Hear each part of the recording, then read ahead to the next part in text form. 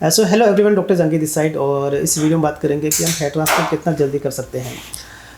काफ़ी बार मैंने आपको बोला कि हेयर ट्रांसप्लांट का जो एज होता है अराउंड 24 और 25 के आसपास होना चाहिए, लेकिन कभी कोई ऐसी कुछ कंडीशंस बनती है जहाँ पे हेयर ट्रांसप्लांट हम थोड़ा जल्दी भी कर सकते हैं। हमारे पास में सुधीर जी जिनका हेयर ट्रांसप्लांट किया था और इनकी एज अभी 22 ईयर्स ही है। और अभी क्वेश्चन आता है कि डॉक्टर 22 ईयर्स में कैसे आपने हेयर ट्रांसप्लांट कर दिया, जबकि आइडियली तो हेयर ट्रांसप्लांट 24-25 साल के आसपास होना चाहिए। तो अगर आप उनको सबसे पहले मैं स्टेज दिखाना चाहता हूँ कि ये जो फोटोग्राफ देख पा रहे हैं बेसिकली ये इनका पहले स्टेज था, जिनके अंदर रफली grade 2 to grade 3 hair loss के आसपास, इवन ग्रेड 4 के आसपास हेयर लॉस इनका पहुंचने लग गया। ऑब्वियसली अगर 22 साल के आसपास, 21 साल 22 साल के आसपास अगर आपका हेयर लॉस इस स्टेज में होता है तो कहीं ना कहीं कुछ ज़्यादा चिंता होती है। तो सुधीर जी मुझे बताओ कि जब आप आए थे मेरे पास में तो मैंने ये बोला था कि आपका हेयर ट्रांसप्लांट थोड़ा अर्ली स्टेज में हम कर रहे हैं, ये लगा आपको? मैंने बोला था आपको?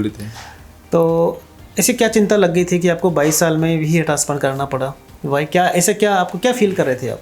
फील थोड़ा बेकार लग रहा था। अच्छा। क्योंकि मेरे बाल चले गए थे। हाँ। बहुत ही कम एज में चले गए थे, क्योंकि मेरा 1-1.5 साल ही पहले बाल चला गया था। ओके, 1-1.5 साल में 1-1.5 साल में ही बाल चले गए मेरे।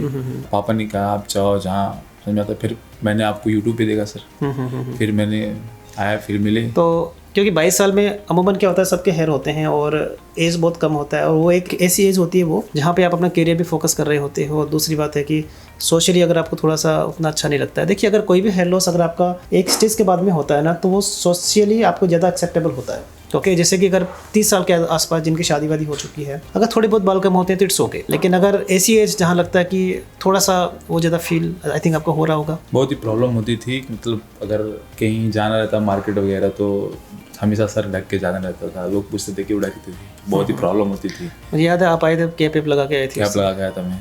तो अभी आप देख पा रहे हैं इनका हेयर ट्रांसप्लांट जो किया गया है, रफली 2500 to 2600 ग्राफ्ट के आसपास इनका प्लान किया गया है। और अभी जो लुक है काफ़ी ठीक लग रहा है आपको? सेटिस्फाइड लग रहा है। हालांकि अभी तो रिजल्ट कहना मुश्किल है कि अभी बस 5-6-7 महीने के आसपास आपको रिजल्ट देखने को मिलेगा। लेकिन again like you will have kind of very good hairline, और हल्का सा इनको नीचे हेयर लाइन दिया गया है ओके, ताकि दिखने के अंदर, क्योंकि एज के हिसाब से इनका जो है वो हेयर लाइन इस तरह से दिया गया है। तो अगर आपका भी हेयर लॉस 22 ईयर्स के आसपास होता है तो 2-3 बातें आपको ध्यान में रखनी है। फर्स्ट बात यह है कि आपका स्टेबल हेयर लॉस होना चाहिए। अगर आपको रिसेंटली लास्ट 6 to 8 मंथ्स में आपको ज़्यादा हेयर लॉस हुआ है तो इसका मतलब है कि आपको मेडिसिन ज़्यादा रिक्वायरमेंट है आपके लिए।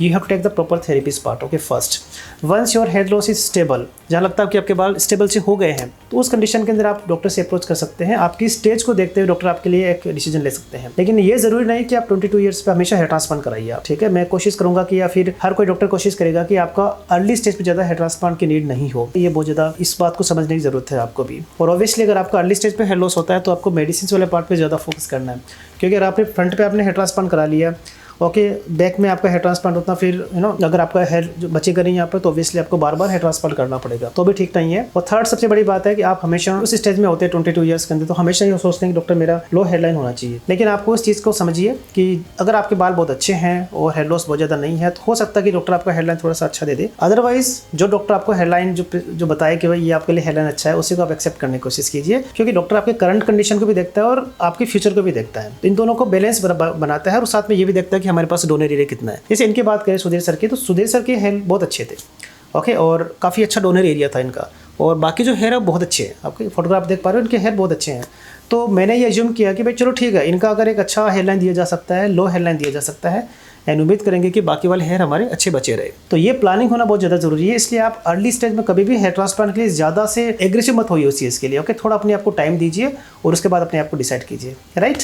तो ये था early stage of hair transplant, right Sudhir ji. Thank you so much for coming over in the channel, और आपका बहुत बहुत धन्यवाद इसके लिए कि आपने शेयर किया। और कुछ बात करना चाहते हो, बात कीजिए। बात की कहना चाहिए, यहाँ के जो स्टाफ हैं बहुत ही सपोर्टिव है। मैं यहाँ पर आया था हेयर ट्रांसप्लांट के लिए, लेकिन सर ने थोड़ा सा बात किया, आपके एज थोड़ा 21 है, थोड़ा कम है, हो नहीं सकता। लेकिन सर को मैंने कन्विंस किया कि सर ऐसी प्रॉब्लम है।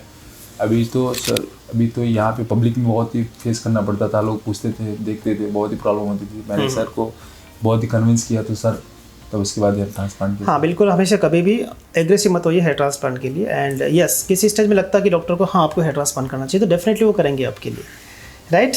तो ये था आज के इस वीडियो में early stage of the hair loss के बारे में। And thank you so much Sudhir ji, thank you so much for watching this video.